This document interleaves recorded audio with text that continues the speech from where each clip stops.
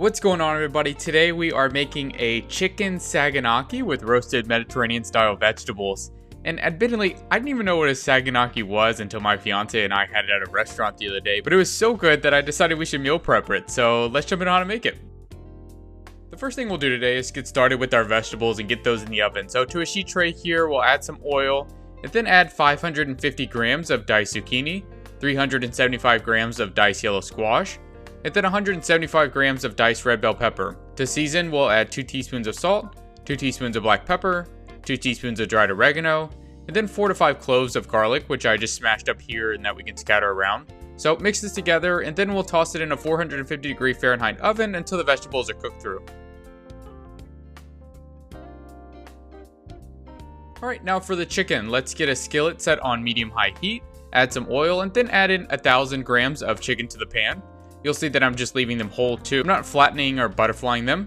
We'll season the chicken similar to the vegetables with 2 teaspoons of salt, 2 teaspoons of black pepper, 2 teaspoons of dried oregano, and then we'll also add 2 teaspoons of dried basil. So just let this cook until you get some nice color on the exterior of the chicken, and then we'll flip and season the other side as well. We're just looking for color here. We're not going to cook the chicken entirely, so once both sides have got some nice crust starting to develop, we can take the chicken out and set it off to the side in a sheet tray here. Now in the same pan, we'll turn the heat to medium, add in some more oil, and then toss in 225 grams of diced yellow onion. We'll add a pinch of salt here, and then we'll just let the onions caramelize for a minute or two and start scraping up the fond off the bottom of the pan as the onions sweat. And then once the onions are where you like them, let's create some room in the center here, and then toss in 4 cloves of minced garlic.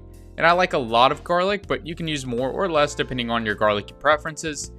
But just let it toast for a second until it starts to brown, and then once there, we can go ahead and mix the onions and garlic together. Now to add some bite to the sauce, I'm going to add in 20 grams of tomato paste to the pan.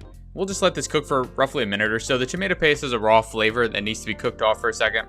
And then once that's good, let's turn off the heat and add in 50 grams of white wine, and please turn off the heat. I don't want anybody in the comments telling me about a flame that shot up in their face. So pour the alcohol in with the heat off, and then turn the heat on once it's already in, and then you can cook the alcohol off for roughly 30 seconds or so.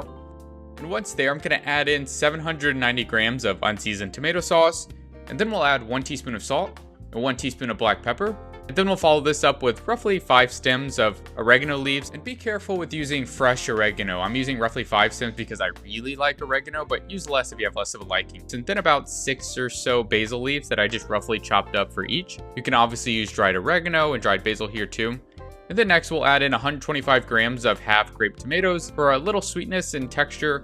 And then I decided to add 85 grams of Kalamata olives, but don't do this. I thought the olives would add some richness, but it frankly distracted more from the flavor of the sauce than complement it. So unless you really like olives, I would recommend just leaving these out. Now mix this together, and then we can bring back our chicken breasts from earlier and start nestling those into the sauce. And once you have all of our chicken back in the pan, let's spoon over that sauce to get them really fully submerged here. And then we can toss the pan in a 450 Fahrenheit oven until the chicken reaches 165 internally. And after about 20 minutes or so, my chicken is now done and smelling incredible. So I'm very simply just going to take them out and set them on a plate here, trying to remove some of that excess sauce. And then I'm just going to take these over to my cutting board to cut up for serving. So with that, we'll insert some movie magic here and skip to the prepping stage. To start the prepping, we'll add in a layer of our vegetables first, putting those on one side of the containers. I didn't want to set them at the bottom because I didn't want them to get mushy, but if you're serving this immediately and not letting it sit in containers, you can probably serve it that way. But next we'll then add in our sliced chicken from earlier, putting equal portions in each container.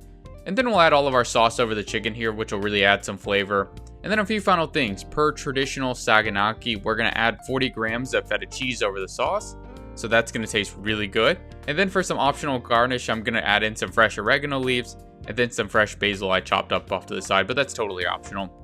But there you have it. Your chicken Saganaki with roasted Mediterranean vegetables are now meal prep for the week. So thank you guys for watching, and we'll be back with more videos in the coming weeks.